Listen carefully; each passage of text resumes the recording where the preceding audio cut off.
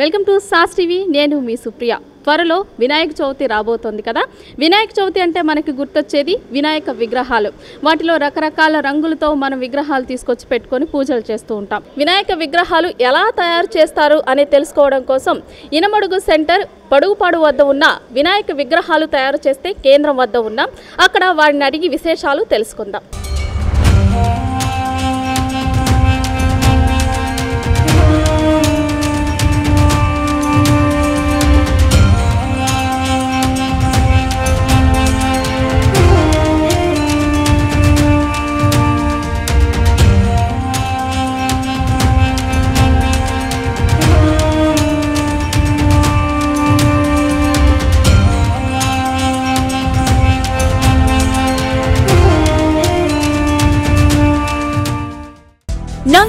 Hallmark తో అదిరిపోయే డిజైన్లు అతి తక్కువ ధరల్లో లభించును. Sanghvi gold, opposite head post office, Acharya street, Nellore. నమస్తే అండి. నమస్తే అండి. మీ పేరు? మా పేరు మల్లికార్జునమ్మ. ఇక్కడ ఎంత కాలంగా ఈ వర్క్ చేస్తున్నారు మీరు? మేము 90 నుంచి ఇక్కడ బొమ్మలు తయారు చేస్తున్నామమ్మా. ఈ వర్క్ మేము చిన్నప్పటి నుంచి మేము కుమ్మర కులస్తులవి. ఈ వర్క్ అనాది నుంచి మా నాన్నలు మా తాతలు అందరూ ఈ వర్కే చేసేవాళ్ళు.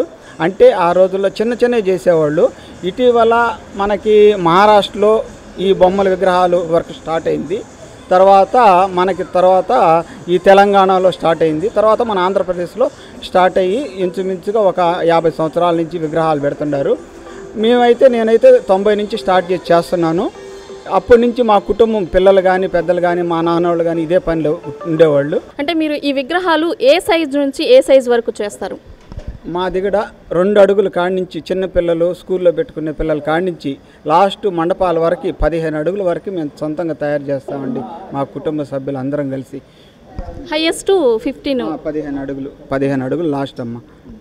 అంటే ఇక్కడ తయారు చేసిన బొమ్మలు మన నెల్లూరులోనే కాకుండా వేరే ప్లేస్లకి ఏమైనా ఎక్స్పోర్ట్ చేయడం అనేది జరుగుతుందా? ఇంతకుముందు మేము తయారు చేసిన బొమ్మలు చెన్నై, ఇటు రాజమండ్రి, ఇట్లా మామూలు కడప దగ్గర వెళ్ళేవాళ్ళు. ఇప్పుడు ప్రస్తుతం ఏంటంటే అందరూ అనేక దగ్గర మ్యానుఫ్యాక్చరింగ్ పెట్టడం వల్ల మాకు వ్యాపారం బాగా డౌన్ అయిపోయింది. దాంతో ఏంటంటే మేము ఏదో కుటుంబం వృత్తి కాబట్టి వదలకుండా కొంచెం చేసుకొని ఏదో మన జీవనాధారం కోసంగా చేసుకొని మేము ఇప్పుడు ఈ బొమ్మలు అమ్ముతున్నాము. ఇంతకుముందు అయితే బయట ఊర్ల నుంచి కూడా వచ్చేది. ఇప్పుడు అక్కడి నుంచి రావడం లేదమ్మా. ఎక్కడంటే అక్కడ తయారు చేస్తున్నారు కాబట్టి వాళ్ళకి సరిపడే దగ్గరలో ఉండే దగ్గర కొనుక్కుంటున్నారు. ఇప్పుడు మనకి ఎవరు అంత దూరం రావడం లేదు. మేము అందుకని ఇంతకుముందు 300 బొమ్మలు చేసేవాళ్ళమి. ఇప్పుడు ఇంచుమించుగా ఒక 150, ఒక 100 అంత రేంజ్లో చేస్తున్నాము. కానీ మా కస్టమర్లు పాత వాళ్ళు ఉన్నారు కాబట్టి వాళ్ళు ఏంటంటే మాకు కొన్ని ఫోటోలు ఇచ్చి వాళ్ళకి నచ్చిన విధంగా మమ్మల్ని అడిగితే మేము తయారు చేసి వాళ్ళు హ్యాండ్ ఓవర్ చేస్తాము. అదేవిధంగా ఇప్పుడు ఇంచుమించుగా 30 సంవత్సరాల నుంచి మా జీవనం సాగిస్తున్నాము. ఏ ప్రాబ్లం లేదు. ఈ పిఓపి వల్ల ఏ వర్కర్లకు కానీ మాకు కానీ ఎలాంటి ప్రాబ్లం లేదు. దీనివల్ల ఎవరు ఇబ్బంది పడేది లేదమ్మా.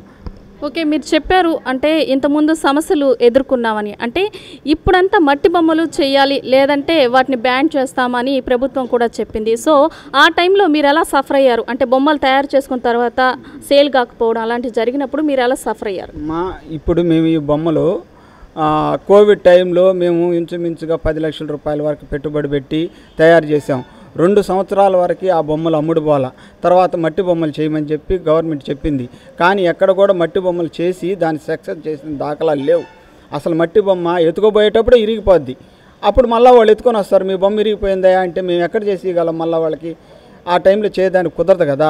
అందుకని ఏంటంటే పిఓపి ఏంటంటే కొంచెం స్ట్రాంగ్ ఉంటుందని చెప్పి దీంట్లో తయారు చేస్తున్నావు. కానీ మట్టి బొమ్మలు అయితే బొమ్మ చేసి 10 అడుగులు 15 అడుగులు చేయడానికి ఇంపాసిబుల్ అమ్మ. ఏ ప్లేస్లోనే చేయాలో ఆ ప్లేస్లోనే చేయగలుగుతాం. అంతేగాని ఇక్కడి నుంచి ట్రావెలింగ్ చేసేదానికి కుదరదు ఆ మట్టి బొమ్మ. అది దాన్ని బట్టి ఇది చేస్తున్నాం మేము. ఓకే, ఇప్పుడు వైట్ కాకుండా పెయింట్లు రకరకాల కలర్స్ కూడా వేస్తున్నారు. దానివల్ల ఏమైనా ఎఫెక్ట్ ఉంటుంది? ఏం లేదమ్మా. మేము పెయింట్లు అయితే ఓన్లీ వాటర్ కలర్స్ వాడుతున్నాము. మామూలు వాటిలో పిగ్మెంట్స్, ఎక్స్ట్రా పిగ్మెంట్స్ అట్లా ఆయిల్ బేస్ కలర్స్ వాడడం లేదు. ఈ వాటర్లో ఈజీగా కరిగే విధంగా మేము వాడుతున్నాం. ఒక బొమ్మ తయారు చేయడానికి మీకు ఎన్ని రోజులు పడుతుంది? ఒక బొమ్మ తయారు చేయడానికి మినిమము ఒక బొమ్మకి 10 రోజులు పడుద్దమ్మా. ఒక 3-4 కూర్చొని చేస్తే 10 రోజులు పడుతుంది. అందువల్ల ఏంటంటే మేము మామూలుగా జనవరి ఫిబ్రవరి నుంచి స్టార్ట్ చేస్తే ఆగస్టు దాకా ఈ బొమ్మలు చేయడానికే సరిపోద్ది మాకు. ఆ టైంలో మేము అందరికీ పని చూపించి మేము ₹1 సంపాదించుకుంటాము. అది మా పరిస్థితి అమ్మా. అంటే ఎన్ని నెలల వరకు అంటే ఈ వర్క్ అంతా ఉంటుంది మీకు క్లియర్ అవ్వడానికి, అమ్మడానికి కానీ తయారు చేయడానికి కానీ అమ్మడానికి కానీ ఎంత టైం పడుతుంది మొత్తం? ఈ బొమ్మలు అమ్మడానికి కానీ తయారు చేయడానికి మేము ఆల్రెడీ ఈ మోల్డ్ చేసుకునే దానికి 3 months పట్టది, డిజైనింగ్ చేసుకునే దానికి. అక్కడి నుంచి మళ్ళా 3 నెలలు అయిపోయిన తర్వాత ఆగస్టు దాకా ఈ డిజైన్లు మామూలుగా బొమ్మలు మ్యానుఫ్యాక్చరింగ్ పోతాం. మళ్ళీ పెయింటింగ్ టైంకి ఒక నెల లాస్ట్ ఇయర్ కస్టమర్లు వస్తుంటారు కాబట్టి వాళ్ళతో మాట్లాడుకోవడం, వాళ్ళకి ఇవ్వడం ఒక లాస్ట్ నెల అంతా దాంతో సరిపోద్ది. అది కస్టమర్లకి మనం ఈ హ్యాండ్ ఓవర్ చేయాలి కాబట్టి వాళ్ళ సాటిస్ఫాక్షన్ అయ్యేటట్టుగా వాళ్ళ దగ్గర ఉండి ఏం కావాలా మీకు ఎట్లా కావాలని అడిగి తెలుసుకొని మేము వాళ్ళకి ఇస్తూ ఉంటాం. అచ్చులు వేస్తున్నారు కదా, ఈ అచ్చులు ఎక్కడి నుంచి వస్తాయి లేదా మీరు ఓన్గా తయారు చేస్తారా? లేదమ్మా, అచ్చులు మేము సొంతంగా చేసుకుంటాం. మేము కళాకారులం కాబట్టి మేము సొంతంగా చేసుకొని మేము ఏ మనిషి ఎవరికి ఏ కస్టమర్కి ఏ డిజైన్లో కావాలంటే ఆ డిజైన్లో మేము తయారు చేసి ఇస్తాం. అచ్చులు హైదరాబాద్ నుంచి తెచ్చుకుంటాం. అంటే మేము హెల్పింగ్ అనమాట.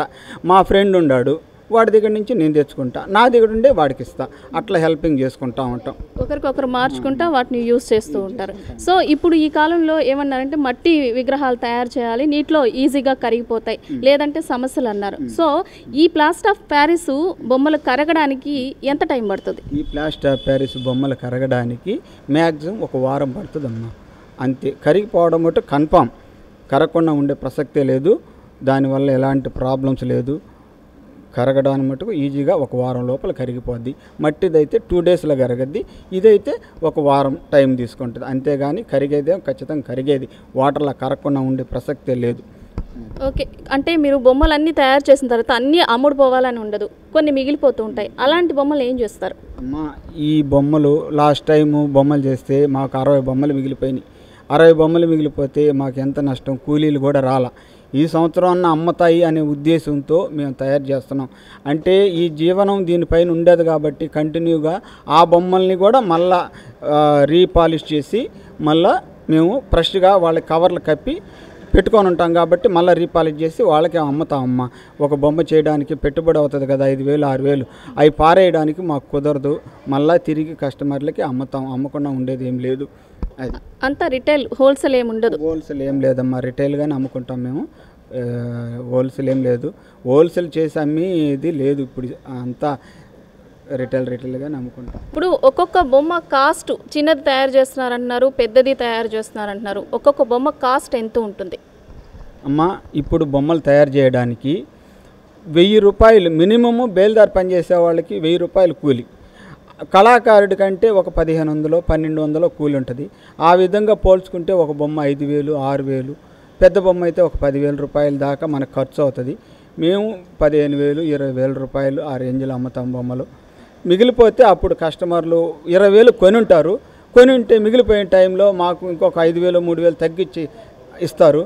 కానీ మేము ఓల్డ్ కస్టమర్లు కాబట్టి ఏదోలే పానీలు అని చెప్పి ఇస్తూ ఉంటాము. అదే బొమ్మలు డిమాండ్ ఉంది, ఒక ₹10,000 బొమ్మని ₹12,000 పెట్టి అమ్ముకుంటాం. అంతేగాని మేము అంతకంటే ఏం ఎక్కువ ఆశించమమ్మా. అంటే ఫెస్టివల్ రోజు అందరూ మార్నింగే కొనాలని, ముందు రోజు కొనాలని చాలామంది అనుకుంటుంటారు. సమస్యలను బట్టి కూడా వాళ్ళు నెక్స్ట్ డే మార్నింగ్ కొంటుంటారు లేదా ముందు రోజు ఈవినింగ్ కొంటుంటారు. దాన్ని బట్టి ఏమైనా ప్రైస్ పెరుగుతుంది అంటే ఆ రోజుకి? అమ్మ, పెద్ద మండపాలు పెట్టేవాళ్ళు ఒక నెల ముందే వచ్చి బొమ్మను సెలెక్ట్ చేసుకుంటారు. దాన్ని బట్టి ఒక 5,000 10,000 మాకు అడ్వాన్స్ ఇస్తారు. వాళ్ళకి నచ్చిన విధంగా మేము తయారు చేసి పెడతాం. కొంతమంది అన్ఎక్స్పెక్టెడ్గా అనుకుంటారు, అనుకున్నప్పుడు వాళ్ళు ఉదయాన్నే వస్తారు. ఏదో మిగిలిపోయినవి ఉంటాయి కదా కొన్ని బొమ్మలు, ₹1 తగ్గించే ఇస్తాము. డిమాండ్ ఉంటే ₹1 ఎక్కువ పెట్టి అమ్ముకుంటాం. అంతేగాని ఇంకా అంతకించి ఏం లేదమ్మా. అంటే మామూలుగా వినాయకుడిని ఆది దేవుడు అని అంటారు. అంటే ఏ పూజ చేయాలన్నా ముందు ఆయన్ని మనం ప్రార్థిస్తాం. అలాంటప్పుడు మీరు విగ్రహాలనే తయారు చేస్తున్నప్పుడు ఏమైనా ముందు జాగ్రత్తలు తీసుకుంటుంటారా? మేము మన హిందూ ధర్మం ప్రకారం మన వినాయకుడనే స్వామి మనకు ప్రథమంగా పూజిస్తాం కాబట్టి మేము ఇక్కడ వర్క్ చేసేటప్పుడు ప్రధానంగా మేము గణపతి హోమం, గణపతి పూజలు చేసుకొని వినాయకుడి విగ్రహాలు స్టార్ట్ చేస్తాము. మేము కూడా పవిత్రంగానే వినాయకుడిని తయారు చేస్తామమ్మా. ఎట్లా అంటే అట్లా మాంసాలు తిని ఇక్కడికి రావడం అట్లా చేసేది ఏముండదు.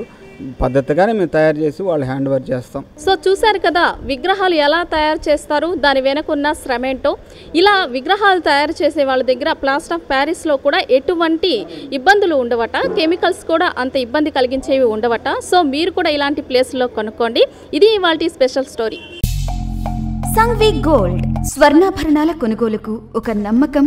సంఘ్వి గోల్డ్ 1989 నాటి నుండి ఇప్పటి వరకు సింహపురి వాసులకు ఎప్పటికప్పుడు సరికొత్త డిజైన్లతో BIS 916 హాల్ మార్క్ కేడియం వంటి స్వచ్ఛమైన బంగారాన్ని అందిస్తూ వారి నమ్మకాన్ని చూరగొంది సంఘ్వి గోల్డ్. మా వద్ద light weight jewellery, antique jewellery, నక్షీ జ్యువెలరీ, మోనాలిసా బీడ్స్ జ్యువెలరీ మరియు వెండి వస్తువులు లభించును. బంగారు నగలపై ఎటువంటి కూలీ లేదు. వెండి ఆభరణాలపై ఎటువంటి తరుగు కూలీ లేదు. ఆర్డర్ చేసిన అన్ని రకాల ఆభరణాలు సకాలంలో తయారు చేసి ఇవ్వబడును. మార్కెట్లో ఎవ్వరూ ఇవ్వలేని విధంగా బంగారు నగలపై అతి తక్కువ తరుగు, మేకింగ్ ఛార్జెస్ లేవు మరియు అందరికీ అందుబాటులో ధరలో మా ప్రత్యేకత. విచ్చేయండి Sanghvi gold, Achari street, opposite head post office, Nellore. Cell 9331232123.